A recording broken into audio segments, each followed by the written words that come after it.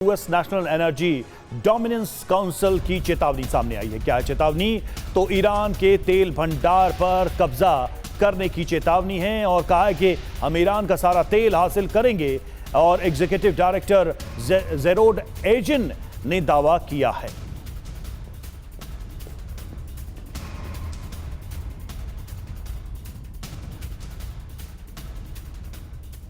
और एक और बड़ी खबर, सऊदी अरब का ईरान पर बड़ा हमला नाकाम करने का दावा। 21 ड्रोन को मार गिराने का दावा। शायबा ऑयल फील्ड को टारगेट करने वाले ड्रोन को इंटरसेप्ट किया गया। बैलिस्टिक मिसाइलों को इंटरसेप्ट करने का भी दावा।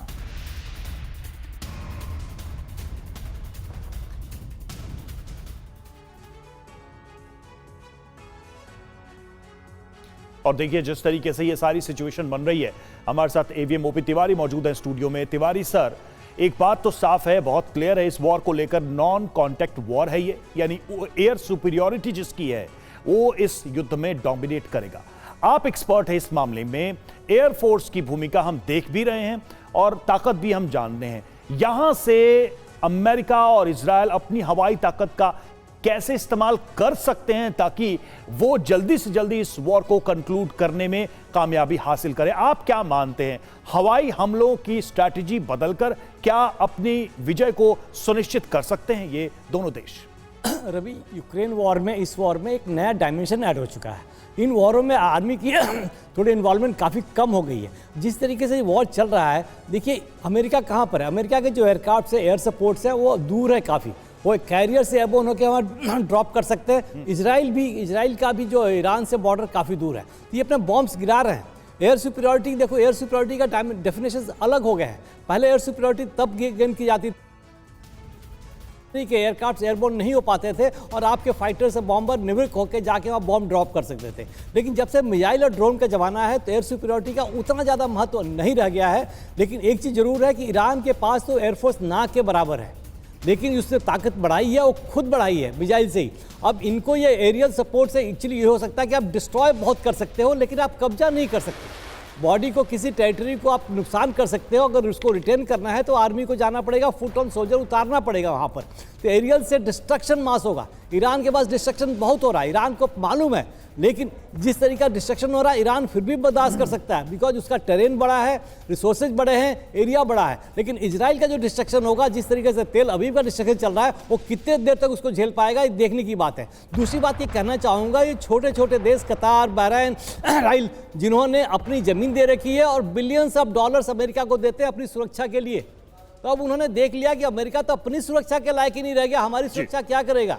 तो ये जब तक ये डॉलर्स देना बंद करेंगे, पेट्रोल डॉलर्स बंद करेंगे, तभी जाके अमेरिका, इनका ही प्रेशर पड़ेगा, तभी डॉलर ट्रंप पीछे वापस आ सकते हैं, बिकॉज इनकी सारी इनकम यहीं से है। बिल्कुल सर, ये लड़ाई जो है रीडिफाइन भी कर रही है देशों के अपने अपने परसेप्शन को लेकर, सिक्योरिटी को लेकर, अपनी ताकत को लेकर। और खासकर मिडिल ईस्ट देशों को जो लगता था कि वो सुरक्षित है, उन पर कोई हमला नहीं करेगा, ईरान ने शायद उस परसेप्शन को भी तोड़ा है। और देखिए ईरान का कई मिसाइलों से एक साथ प्रहार, जी हां, कद्र, इमाद, खैबर, इन सभी मिसाइलों का प्रयोग ईरान कर रहा है लगातार अपने टारगेट्स को हिट करने में। जैसा कि हमने बताया अभी आपको कि एक लंबी बड़ी रेंज है ईरान के पास मिसाइलों की, और हमारे एक्सपर्ट्स भी बता रहे हैं कि किस तरह से इन मिसाइलों का बहुत ही स्ट्रैटेजिक इस्तेमाल किया है ईरान ने इस बार युद्ध में।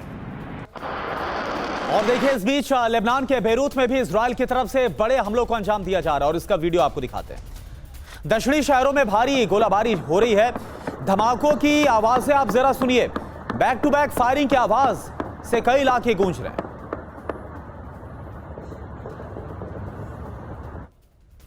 और इधर इराक के एरबिल में बड़ा हमला हुआ है, एक होटल को बनाया गया है निशाना। होटल में मौजूद थे अमेरिकी सैनिक और इस वजह से इस होटल को टारगेट किया।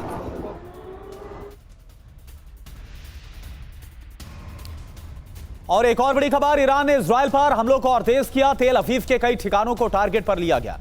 ताबड़तोड़ बमबारी का एक और वीडियो आपको दिखाते हैं। ईरान ने इजराइल पर, तेल अवीव पर और बड़े हमलों को अंजाम दिया है और इससे नुकसान भी हो रहा है।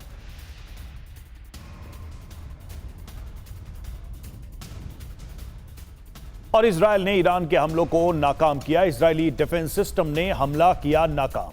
ईरान ने ताजा हमले में तेल अवीव को टारगेट किया था। तो ये जंग रुकने वाली नहीं है। कितनी आगे बढ़ेगी ये जंग? अमेरिका ने क्या सोचा ये आप समझिए। खामनेई की मौत के बाद ईरान झुक जाएगा, सरेंडर करेगा, लेकिन हो क्या रहा है? ईरान और ज्यादा आक्रामक हो गया है और बदले की आग में इस वक्त जल रहा है।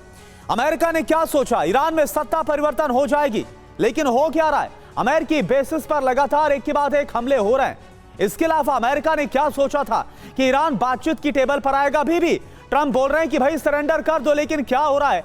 इजराइल में बड़ी एयर स्ट्राइक को अंजाम दिया जा रहा है। मध्य पूर्व में ईरान अकेला पड़ जाएगा, कोई साथ नहीं देगा। यूएस के सहयोगी देशों पर बड़े हमले हो रहे हैं, लेकिन कोई भी अभी फिलहाल पलटवार नहीं कर रहा है। तो जो अमेरिका ने सोचा वो रणनीति पूरी तरह से विफल साबित हो रही है। और मनीष झा इस वक्त हमारे साथ जुड़े हुए हैं। मनीष, जो डोनाल्ड ट्रंप की तरफ से सोचा गया सब कुछ उसके एकदम उल्टा हो रहा है, और डोनाल्ड ट्रंप अब भी ये बोल रहे हैं कि सरेंडर कर दो, तुमको बख्श देंगे। डोनाल्ड ट्रंप ये बोल रहे हैं कि पूरी सेना, पूरी एयरफोर्स, सब कुछ हमने ईरान का तबाह कर दिया, लेकिन फिर भी ईरान हमलों को अंजाम दे रहा है।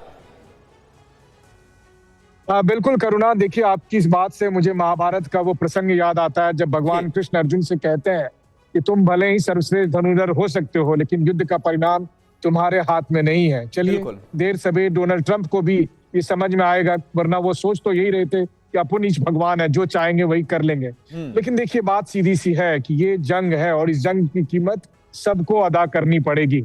वो भी जो इस युद्ध में सीधे तौर पर शामिल है और वो भी जो इस युद्ध को दूर से देख रहे हैं। लेकिन अगर ये युद्ध लंबा खींचा तो उन पर भी इसकी आंच पड़ने वाली है।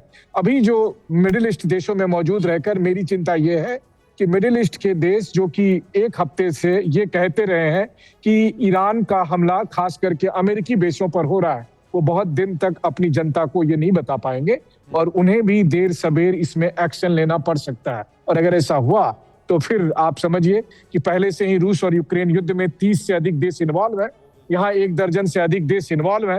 तो कुल मिलाकर कहा जाए तो अगर तीसरे विश्व युद्ध की हम और आप चर्चा करते रहे तो यही तो तीसरा विश्व युद्ध है, जहाँ दुनिया के 50 के करीब देश सीधे तौर पर युद्ध में इन्वॉल्व हो रहे हैं और बाकी देशों को भी इसका परिणाम भुगतना पड़ रहा है। एक खास बात और भी है कि देखिए मिडिल ईस्ट में अमेरिका के जितने सारे बेसिस हैं, ईरान वहां तक पहुंच पा रहा है, उन पर अटैक कर रहा है। फिर चाहे वो सऊदी में अरब का बेस हो, बहरीन में हो, कुवैत में हो, कतर में हो, सब जगह पर वो अटैक कर पा रहा है।